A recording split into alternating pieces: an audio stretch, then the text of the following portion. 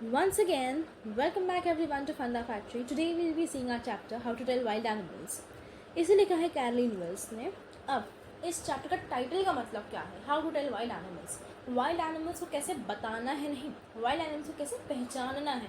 How to identify them. Because आप किसी भी ऐसे पार्क में जाते हो जहाँ पे एनिमल्स प्रेजेंट है, लाइक वो जूज होते हैं ना, जहाँ पे वो एनिमल एक केज में बंद होता है, बाहर उसका नाम लिखे रहता है, कुछ डिटेल्स होती है. बहुत कम लोग होते हैं जो उन डिटेल्स को पढ़ते हैं. बट अगर आपको इंटरेस्ट है जानने का कि ये एनिमल है, तो उसकी कुछ स्पेशलिटी क्या है, कुछ यूनिक फीचर्स क्या है ना, कुछ ऐसा जो सिर्फ वही एग्जिबिट करते हैं, कुछ वही ऐसी क्वालिटीज़ जो वो एक पर्टिकुलर एनिमल एग्जिबिट करता है और कोई कर नहीं सकता. तो वैसी स्पेशल क्वालिटीज़ को जानना, एनिमल्स को समझना, सो सॉर्ट ऑफ ये एक तरह से ईजी हो गया है इस पोएम की हेल्प से. बिकॉज यहाँ पे हमारी पोएट कैरलिन वेल्स ने बहुत ही ब्यूटीफुली समझाया है हर एक एनिमल को जो हम इस पर्टिकुलर पोम में डिस्कस करेंगे. बहुत ही ह्यूमरस, बहुत ही फ़नी सी पोम है अगर आप इसको देखोगे तो, राइट. तो अब अपन आज का फ्लो देख लेते हैं, यानी कि आज के जो हमारे कॉन्टेंट्स है जो अपन डिस्कस करेंगे वो देख लेते हैं. पहले अपन इस चैप्टर का एक ब्रीफ इंट्रोडक्शन देखेंगे जो शायद मैं अभी बता चुकी हूँ आपको. फिर देखेंगे एक्सप्लेनेशन और समरी, फिर देखेंगे राइमिंग स्कीम और फिर देखेंगे फिगर्स ऑफ स्पीच. अब देखो ब्रीफ इंट्रोडक्शन है ना, तो मैं आपको एक आध शॉर्ट पे बता देती हूँ. जैसे कि एशियन लायन का आप देखोगे कि वो एक बहुत ही ऑरेंज ब्राउन कलर का एक बीस्ट है, ईस्ट के जंगलों से आता है, सॉर्ट ऑफ ऐसे कुछ और हिंट्स भी हैं. फिर बंगाल टाइगर का देखोगे कि येलो कलर की बॉडी है इसकी, उस पर ब्लैक स्ट्राइप्स है. लियोपर्ड का आप देखोगे कि ये जंप करता है ना, जो भी इसका प्रे होता है उस पर ये जंप करता है. बेयर का आप देखोगे कि ये आपको बहुत ज़ोर से हक करता है, एंड ये बहुत ही जो भी आपको इसका अपीयरेंस आपको समझना है, बिकॉज यहाँ पे अपीयरेंस दे दिया है इसका. हाइना क्रोकोडाइल में देखोगे कि कुछ ऐसे कैरेक्टरिस्टिक्स जो हाइना के होते हैं और कुछ क्रोकोडाइल के होते हैं, जिससे आप समझ सकते हो. क्रोकोडाइल टीयर्स आपने सुना होगा, बहुत ही फेमस सी लाइन है, राइट. वो इन्हीं से आती है बिकॉज क्रोकोडाइल रोते हैं बहुत, दे वीप, है ना, इसीलिए ये वर्ड आता है क्रोकोडाइल टीयर्स. फिर कैमेलियन के ईयर्स नहीं होते, उसके विंग नहीं होते, ऐसे करके बहुत सारे हिंट्स दिए हुए हैं, राइट. Stanza 1.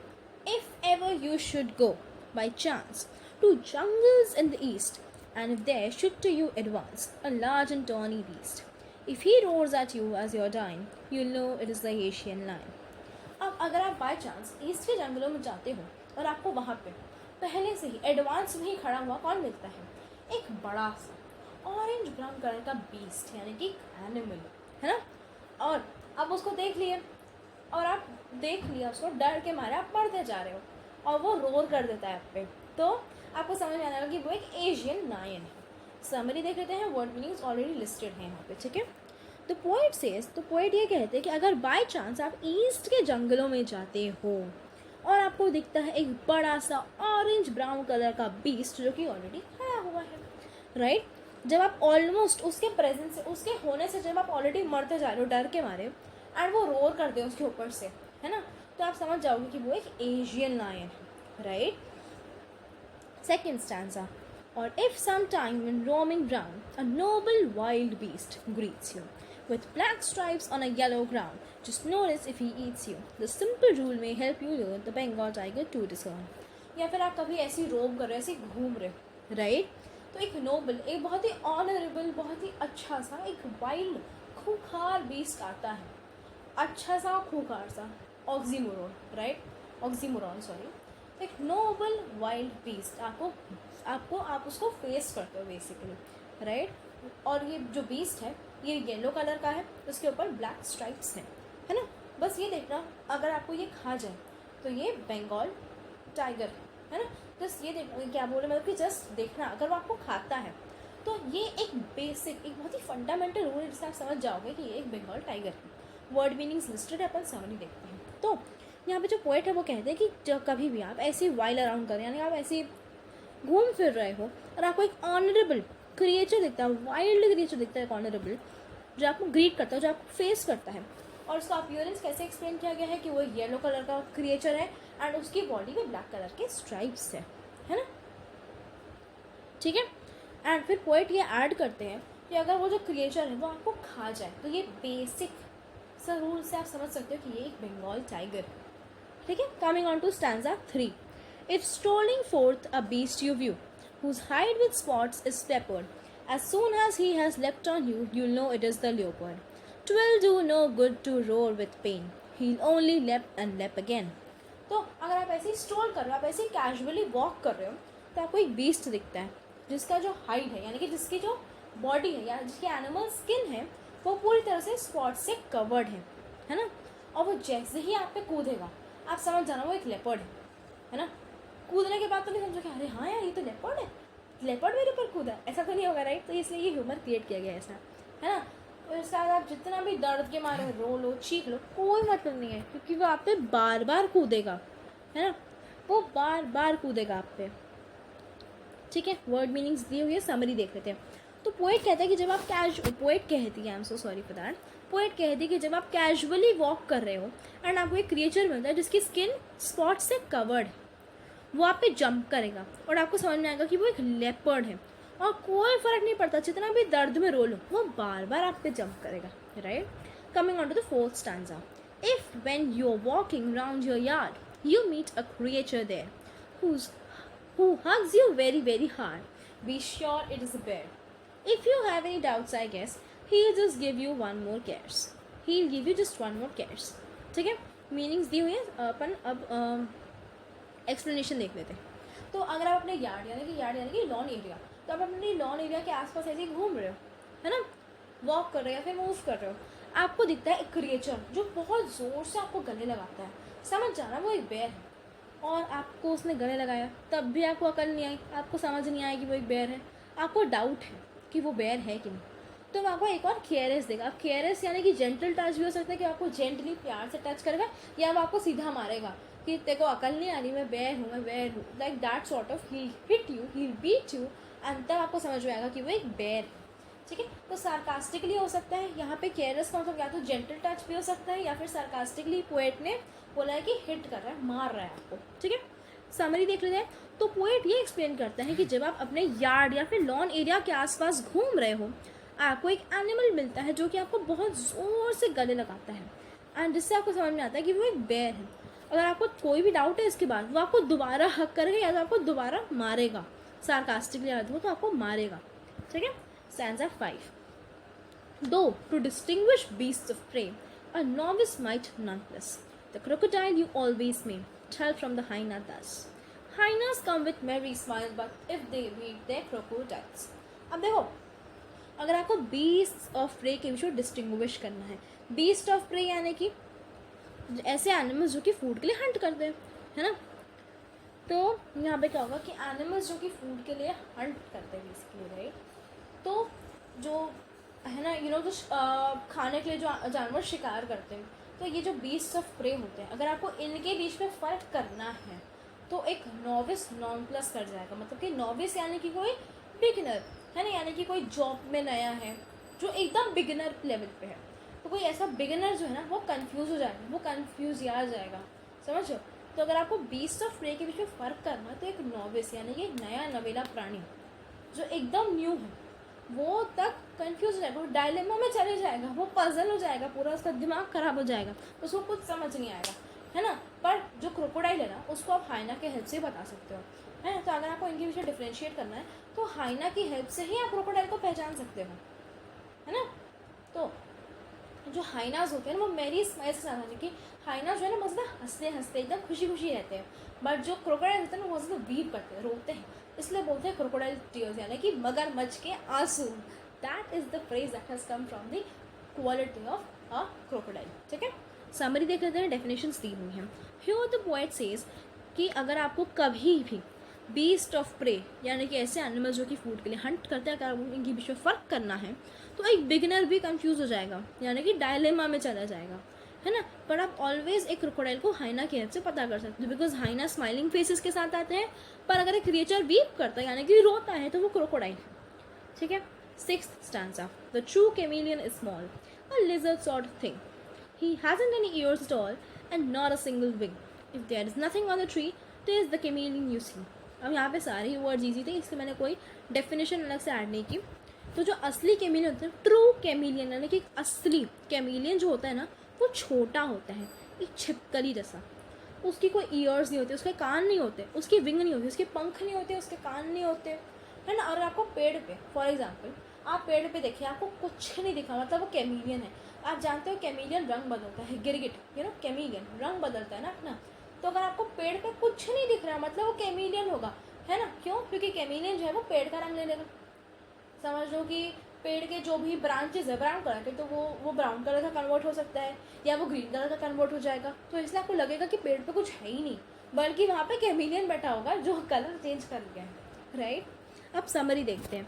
तो पोएट जो है ना लास्ट में, यानी कि लास्ट टाइम हमें एक्सप्लेन करते हैं कि एक असली कैमिलियन छोटा होता है, छिपकली जैसा, उसकी ईयर्स नहीं होती, उसकी विंग नहीं होती।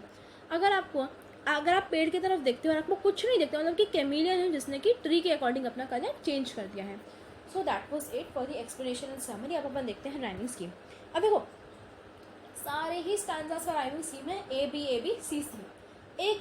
मैं आपको 2 स्टैंजास का बताती हूँ एक बार चेक करके, ठीक है। बाकी का आप खुद फिगर आउट करोगे। चलो इस स्टैंजा का देख लेते हैं। अब देखो लास्ट वर्ड देखना, प्रे में राइम कर रहा है ए, नॉन प्लस तस बी, तो ए बी हो गया। अब देखो स्माइल्स क्रोकोडाइल्स सी हो गया, राइट। अब देखो 6 स्टैंजा। चलो मैं पहले आपको ढंग से बता देती हूँ वैसा, ठीक है। ऐसे देखो प्रे, अरे I am extremely bad at this. Okay सबसे पहले समझ लो ये हो गया ए, ठीक है। एंड वैसे ये भी हो गया अपना ए, ठीक है। ये हो गया आपका बी, ओ गॉड, एंड ये आपका हो गया बी, है ना। फिर ये लास्ट के आपके 2 हो गए सी। तो राइमिंग स्कीम क्या निकल के आई आपकी? राइमिंग स्कीम आपकी हो जाएगी A B C C, right. अब अपन नेक्स्ट स्टैंजा का देखते हैं, 6th स्टैंजा। असली कैमिलियन छोटा होता है, small all, A thing wing, B handwriting अच्छी आ रही है, राइट। ट्री सी, है ना। राइमिंग स्कीम क्या निकल के आ जाएगी? यहाँ पे जो आपका राइम वाला है ना, वो राइम स्कीम क्या निकल के आ जाएगा? ए बी सी हो गया। तो ऐसी करके सारे स्टैंडर्ड्स का आप देखोगे तो आपका ए बी सी है, ठीक है।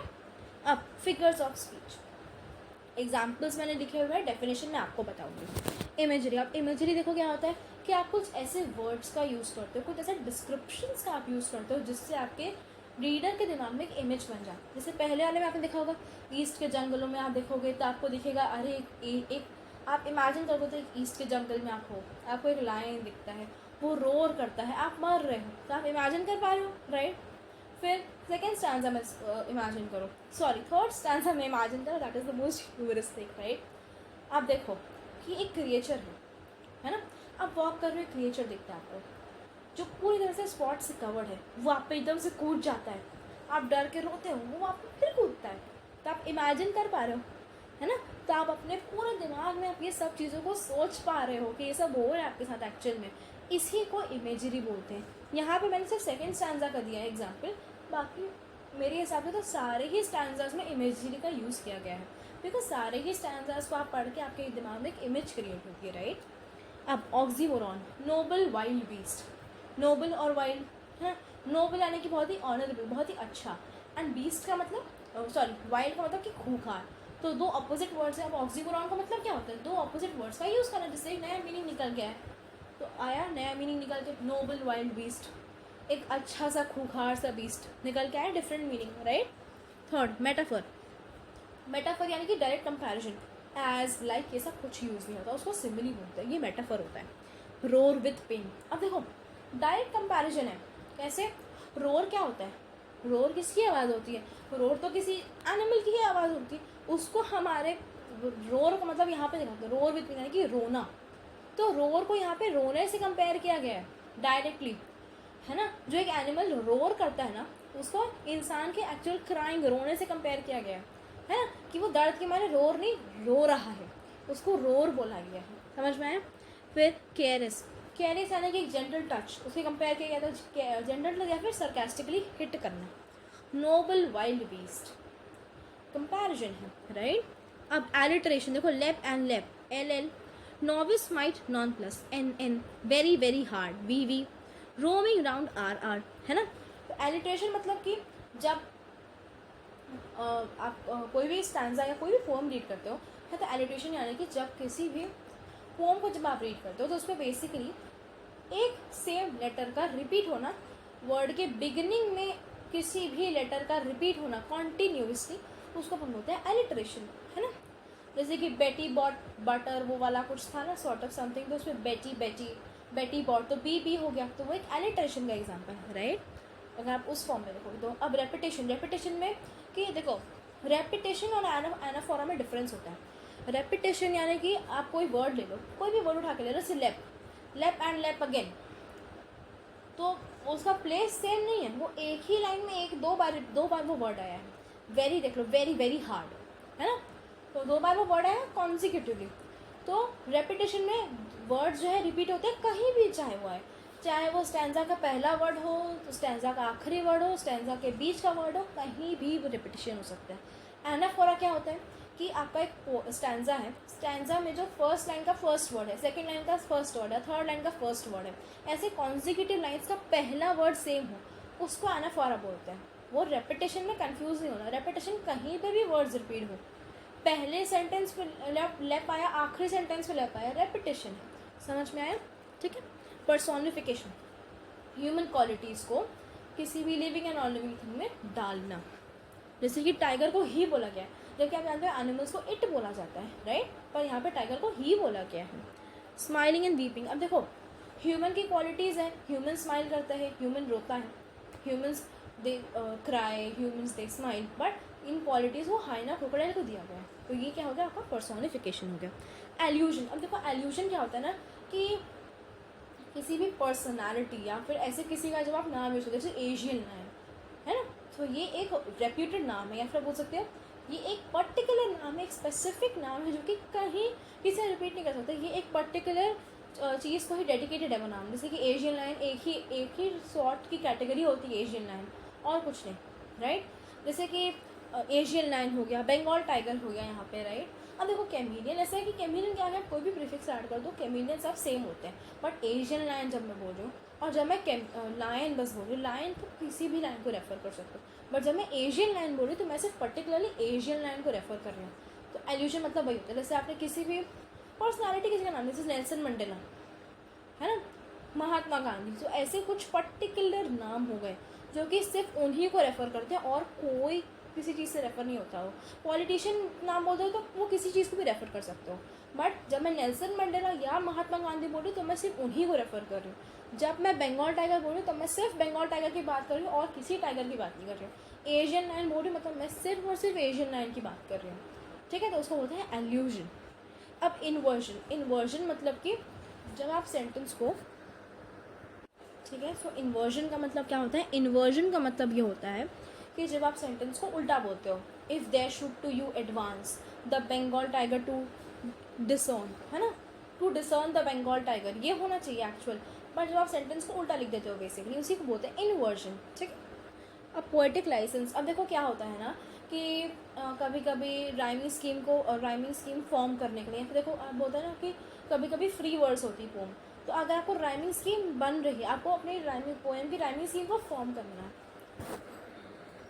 तो अगर आपको अपने पोएम की राइमिंग स्कीम को फॉर्म करना है या फिर तो आप पोएटिक लाइसेंस का यूज़ करते हो, यानी कि कुछ ऐसे वर्ड्स का यूज़ करते हो जो कि जनरली अपने पोएम के रूल्स में नहीं आते, है ना, यानी कि होता है ना कि आप पर्टिकुलर वोकेबलरी यूज़ कर सकते हो, पर्टिकुलर स्पेसिफिक वर्ड्स को यूज़ कर सकते हो, बट नहीं, कभी कभी होता है कि आप कुछ ऐसे वर्ड्स को यूज़ करते हो या उनको हाफ यूज़ करते हो या उनमें कुछ चेंजेस करते हो जिससे वो आपके राइमिंग स्कीम में फिट बैठ जाए। जैसे कि डाइन, आपने एन के आगे अपॉस्ट्रोफी लगा दिया तो वो राइमिंग स्कीम में बैठ गया, नहीं तो वो राइमिंग स्कीम नहीं बन पाता उसका, राइट। तो ये होता है पोएटिक लाइसेंस, है ना। इसके बारे में मैं डिटेल में जब फिगर्स ऑफ स्पीच के से एक डेडिकेटेड वीडियो अलग से बनाऊंगी, अगर आप लोग बोलोगे तो मैं डेफिनेटली फिगर्स ऑफ स्पीच पे एक अलग से वीडियो बनाऊंगी and that I will explain, ठीक है। सो अगर आपको वीडियो चाहिए होगी फिगर्स ऑफ स्पीच के एकदम शॉर्ट और डिटेल फॉर्म में तो आप डेफिनेटली बता सकते हो। पोएटिक लाइसेंस को मैं अभी फॉर जस्ट रेफरेंस एक्सप्लेन कर रही हूँ, डिटेल में मैं उसको डेफिनेटली डिस्कस कर सकती हूँ। तो पोएटिक लाइसेंस वही है जब आप कुछ ऐसे वर्ड्स या वोकेबलरी का यूज़ करते हो ताकि वो राइमिंग स्कीम आपका फिट बैठ जाए, है ना, और जो आप मीनिंग जो आप पर्टिकुलरली देना चाह रहे हो, पोएम अच्छी लगे सुनने में and all of that stuff. जैसे लेप एक्चुअल में होता है लीप, LEAP, पर आपने लेप यूज़ किया राइमिंग करने के लिए। लेफ्ट वो लिफ्ट होता है LEAPT, बट आपने लेफ्ट यूज़ किया। डाइंग DYING होता है, है, बट आपने जी को हटा के अपॉस्ट्रॉफी लगा दिया, इसी को बोलते हैं पोएटिक लाइसेंस। डिटेल्ड में जानना है तो please let me know, okay. That was it for this video lecture. I hope you like it. Please like, share and subscribe to our channel. Follow us on Instagram, WhatsApp and Telegram, and please English के videos को भी देखो। After watching maths and science, please do refer me as well, okay. Thank you.